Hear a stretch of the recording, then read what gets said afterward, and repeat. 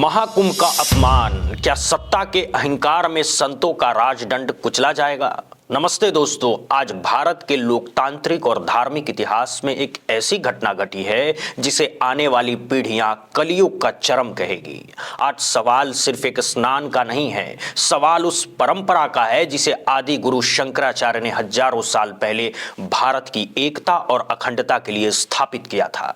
जरा याद कीजिए वो पुरानी तस्वीरें और वीडियो जब प्रधानमंत्री नरेंद्र मोदी खुद इन शंकराचार्यों के चरणों में बैठकर आशीर्वाद लिया करते थे। तब इनके लिए परम पूज्य थे, क्योंकि तब तक इन्होंने सरकार की नीतियों पर सवाल नहीं उठाए थे।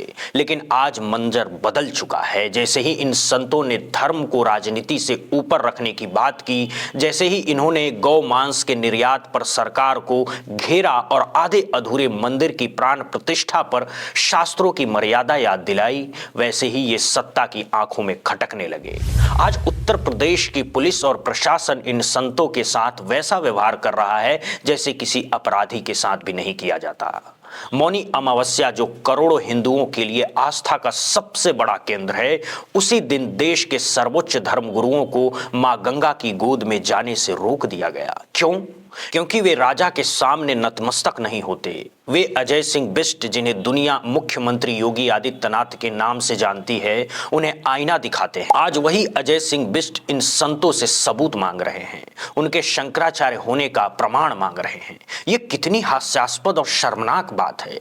वो लोग जो पिछले 10 साल से अपनी इंटायर पॉलिटिकल साइंस की डिग्री का सच देश को नहीं बता पाए, जिनकी अपनी शैक्षणिक योग्यता पर आज भी सवालिया निशान है, अब वो भ्रष्ट तंत्र तय करेगा कि कौन असली शंकराचार्य है और कौन नकली। क्या अब सचिवालय में बैठे चंद अफसर और सफेदपोश नेता ये तय करेंगे कि शास्त्रों का ज्ञाता कौन है? आपकी डिग्रियां संदिग्ध है, आपका ज्ञान संदिग्ध है, लेकिन आपका अहंकार इतना बड़ा है कि आप उन संतों पर उंगली उठा रहे हैं जिन्होंने अपना पूरा जीवन वेदों और उपनिषदों की सेवा में समर्पित कर दिया। कानूनी पक्ष को देखें तो 1954 का शिरूर मठ केस आज भी नजीर है। सुप्रीम कोर्ट ने स्पष्ट शब्दों में कहा था कि मठों के आंतरिक मामलों और धार्मिक परंपराओं में सरकार का कोई दखल नहीं होना चाहिए। लेकिन कल रात 12 बजे जो नोटिस भेजा गया, वो न केवल उस फैसले का अपमान है, बल्कि संविधान के आर्टिकल 25 और 26 की हत्या है। ये नैतिकता के पैमाने पर गिर चुकी सत्ता की निर्लज्जता है। मोदी सरकार मौन और योगी जी का ये एक्शन बता रहा है कि उन्हें अब धर्म से मतलब नहीं है। उन्हें सिर्फ उस धर्म से मतलब है जो उनके राजनीतिक लाभ के लिए काम आए। स्वामी अभिमुक्तेश्वरानंद जी क्या मांग रहे थे? केवल अपना अधिकार। वो 40 साल से वहां स्नान कर रहे हैं, लेकिन आज उनसे परमिट मांगा जा रहा है। क्या मां गंगा अब किसी पार्टी की निजी संपत्ति बन गई हैं? क्या अब हिंदुओं को अपने आराध्य की शरण में जाने के लिए भी सरकार की चाटुकारिता करनी होगी?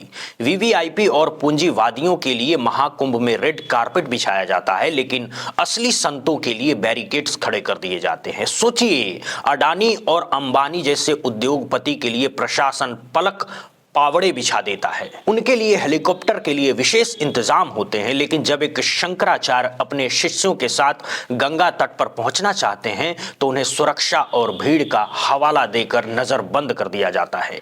क्या गंगा मैया केवल अमीरों और सत्ता के गुलामों की है? सबसे दर्दनाक तस्वीर तो वो थी जब स्वामी जी के 85 वर्षीय बुजुर्ग शिष्य को पुलिस ने जूतों से मारा। संतों का प्रतीक राजदंड पुलिस के हाथों में खिलौना बन गया है। उनकी पालकी को जैसे अगवा कर लिया गया है। क्या यही वो हिंदू राष्ट्र है जिसका सपना दिखाया गया था, जहां असली संतों का खून बह रहा हो और नकली स्वयंभू ठेकेदार जो Z+ सुरक्षा दी जा रही हो?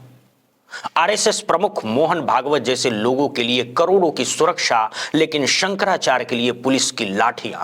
आज पूरा विश्व देख रहा है कि किस तरह वोट के लिए धर्म का चोला ओढ़ने वाले लोग आज संतों की पगड़ी उछाल रहे हैं। प्रशासन कहता है कि कानून सबके लिए बराबर है, लेकिन क्या यही कानून तब सो जाता है जब सत्ता के करीब रहने वाले बाबा और स्वयंभू गुरु महाकुंभ में मर्यादाएं तोड़ते हैं? उन पर लाठियां क्यों नहीं चलाई जाती, उन्हें नोटिस क्यों नहीं भेजा जाता। महाकुंभ की आस्थाओं की बात करें तो प्रशासन की पोल खुल चुकी है। वहां हुई मौत, भगदड़ जैसे हालात और संतों के साथ दुर्व्यवहार, ये सब साफ बताता है कि सरकार केवल इवेंट मैनेजमेंट में लगी है। उन्हें धर्म की मर्यादा से कोई लेना देना नहीं है। उन्हें सिर्फ कैमरे और पब्लिसिटी चाहिए। जब संतों ने इस अव्यवस्था पर सवाल उठाए तो उन्हें चुप कराने के लिए नोटिस भेज दिया गया। जो लोग आज सत्ता के मद में चूर होकर इठला रहे हैं, उन्हें याद रखना चाहिए कि इतिहास गवाह है, जब जब सत्ता ने संतों और विद्वानों का अपमान किया है, तब तब उस सिंहासन का अंत बहुत बुरा हुआ है। रावण ने भी अहंकार में आकर विद्वानों का अपमान किया था, कंस ने भी किया था, और इतिहास में उनके अंत से हम सब वाकिफ हैं। विश्व भर का हिंदू समाज आज आक्रोशित है, पीड़ित है, और उसकी अंतरात्मा लहूलुहान है। संतों की आंखों से ये आंसू इस अभिमानी सत्ता के पतन पर पटकथा लिखेंगे। आप संतों को रोक सकते हैं, लेकिन उस सच को नहीं जो अब घर घर पहुंच चुका है।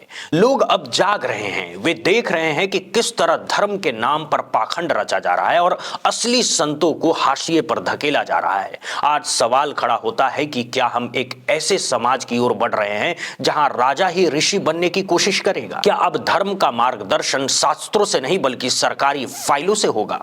अगर आज शंकराचार्य सुरक्षित नहीं हैं, अगर आज उनके अधिकार कुचले जा रहे हैं, तो आम सनातनी कल कहां खड़ा होगा?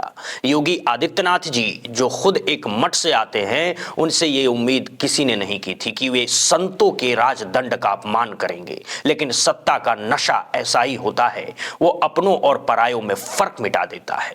अंत में मैं बस इतना कहना चाहूंगा कि सत्य परेशान हो सकता है, लेकिन पराजित नहीं। शंकराचार्य जी की ये तपस्या बेकार नहीं जाएगी।